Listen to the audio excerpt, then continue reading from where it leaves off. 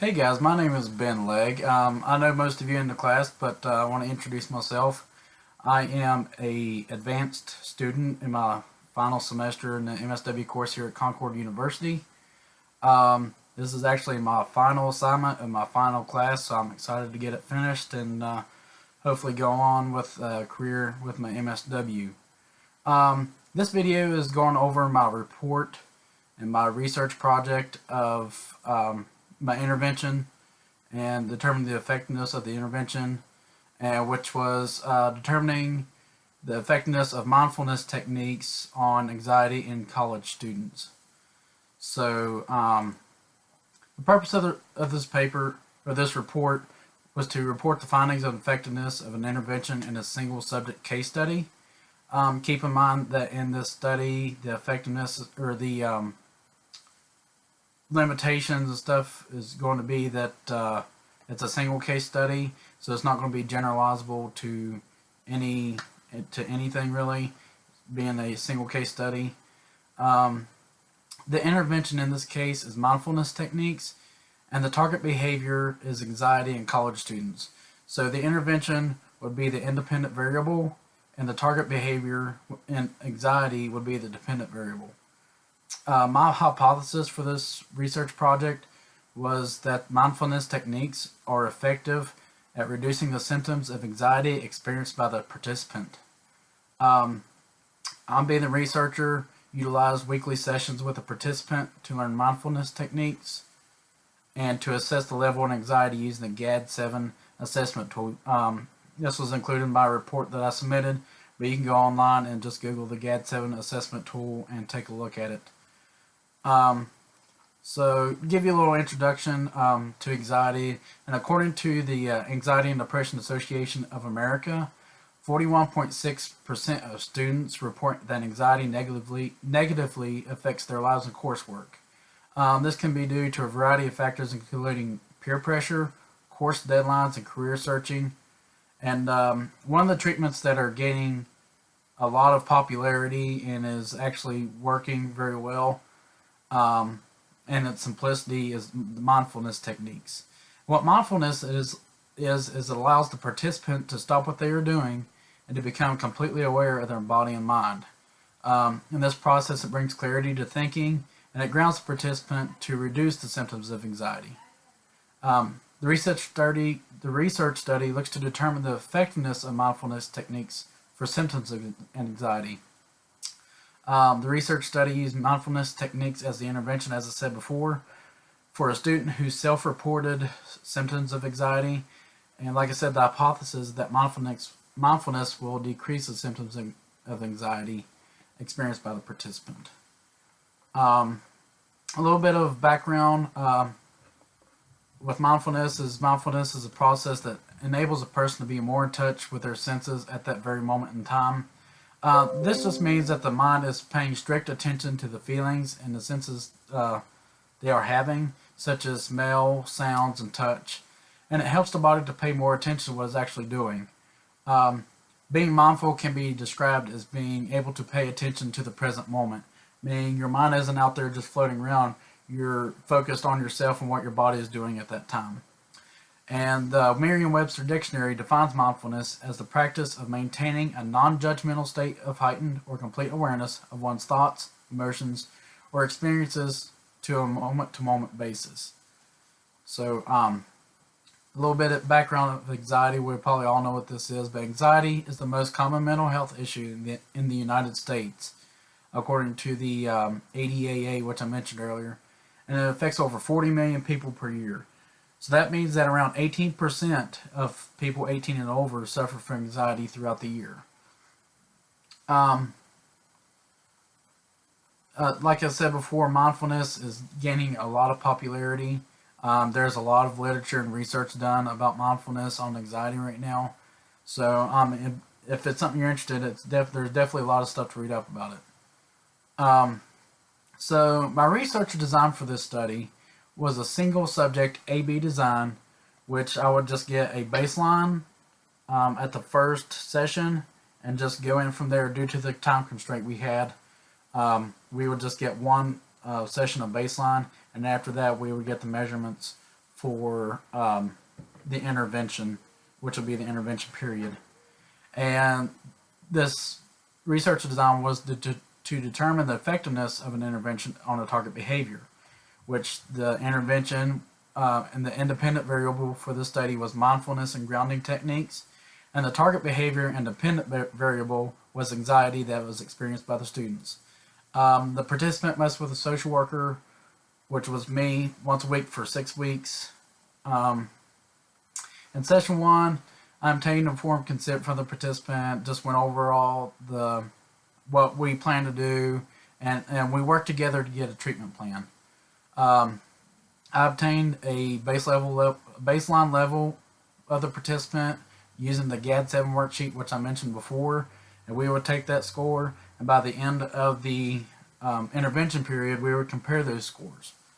So during that first session, I also provided peer-reviewed information to the client on the participant, how mindfulness techniques have been shown to be effective in reducing anxiety. So during sessions 1 through 5, I asked for feedback from the participant how the intervention was working and how it could be improved. And they were provided with additional mindfulness techniques in every session. A couple of the mindfulness techniques that we used 3 main mindfulness techniques. One was the 5 senses exercise, which was I had the participant to notice 5 things each that he could see, feel, hear, taste, and smell. So he would take a minute whenever he's feeling anxious, or even as a preventative measure, to sit back, take a few minutes, and just focus on what he could see, feel, hear, taste, and smell. The second mindfulness technique was a body scan meditation, where the participant will lie on his back with palms facing up and focus on each body part and the sensations and emotions that were felt in each body part. So he would just lay there in a solid state, not moving or anything, and just think about each body part and what he felt in that body part, what he was feeling. And the third mindfulness technique was really just a short one that you could use just throughout the day, was 1 minute breathing, 1 minute mindful breathing, where the participant would close his eyes and focus only on his breathing for 1 minute. So that would bring him down from his anxious state and just think about what his body is doing at the time. Excuse me. The participant for this study was a volunteer from the SOWK 642 Advanced Rural Research course in Concord University. He was a 29-year-old white male that was enrolled at Concord University's Master in Social Work program in his second year. There were no incentives offered for the participation of this research study, and the participant stated that he would like to work on trying to reduce symptoms of anxiety that had been occurring throughout the school semester. He also mentioned there was nothing that led up to the anxiety, and it just felt like general anxiety, but there was no triggers or anything that he could think of. The materials that were used is just the informed consent form that we went over on the first session. And I provided them with a GAD-7 worksheet to review and that was used to score his levels of anxiety.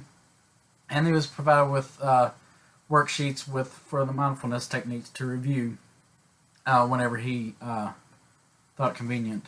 Data analysis was analyzed as raw data. There was not any time or to make anything like a NOVA test or t-test or anything like that. And also, since it being just a single subject case study, there was not any use in doing that.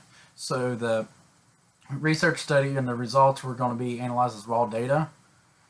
And this was going to be done by just reviewing the scores for each session. We took the scores from each GAD-7 worksheet assessment tool at each session, each of the 6 sessions, and we would just compare the scores at the end of the 6th session to determine the effectiveness. The intervention was applied to determine the effectiveness of treating anxiety. The intervention was applied over the 6-week period, and the baseline level score for anxiety for the participant was, in the GAD-7 assessment tool, was 14. So, and it also asked the participant, if you check off any problems, how difficult have these made it for you to do your work, take care of things at home, or get along with other people. On the baseline assessment, the participant answered very difficult.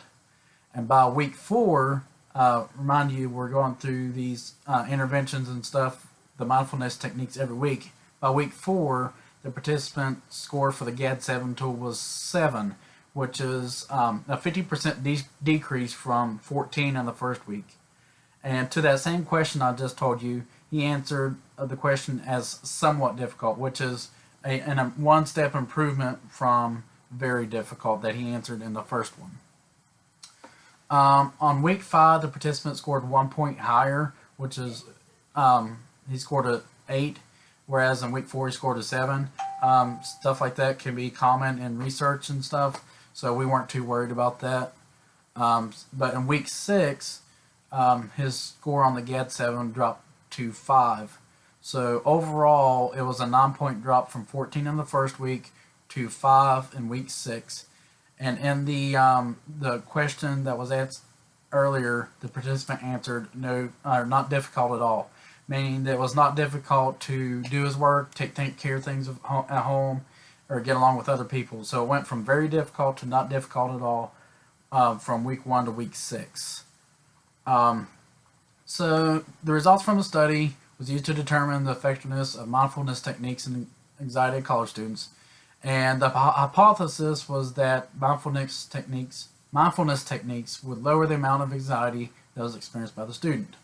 So we can see from the scores going from a 14 in week 1 to a 5 in week 6 that would be an improvement, and that the participant was seeing benefits from the mindfulness techniques with symptoms of anxiety.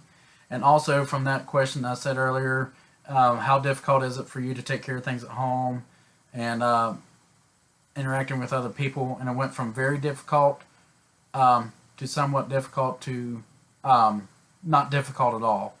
So pretty much that, I mean, it was a pretty good indication that the mindfulness techniques were effective at effectiveness at reducing the symptoms of anxiety. So in conclusion, the finding of the study indicated that there was a negative correlation between increased mindfulness and the decreased experienced symptoms of anxiety. That is, the more mindful the participant felt and the more they used mindfulness techniques, the less amount of anxiety was experienced. This finding was supported by the peer-reviewed research articles that I provided in my report. And like I said earlier, the findings in this research study are limited because they are a short time span of time, as well as the intervention period, which was we had a short baseline period and a short intervention period. It was only 6 weeks, so it's not generalizable. Another limitation is that the participant was a volunteer, so I couldn't do like he was not randomly selected. He was a volunteer, and he had a conflict of interest with the researcher being in the same class, so that's also a limitation. Like I said before, this study is not generalizable because of the limited number of participants in the study, which requires 50 or more participants. So if you guys have any questions, please post it in the discussion forum here, and I'll try to get back to you as soon as possible. And you guys have good luck in your classes. Thanks.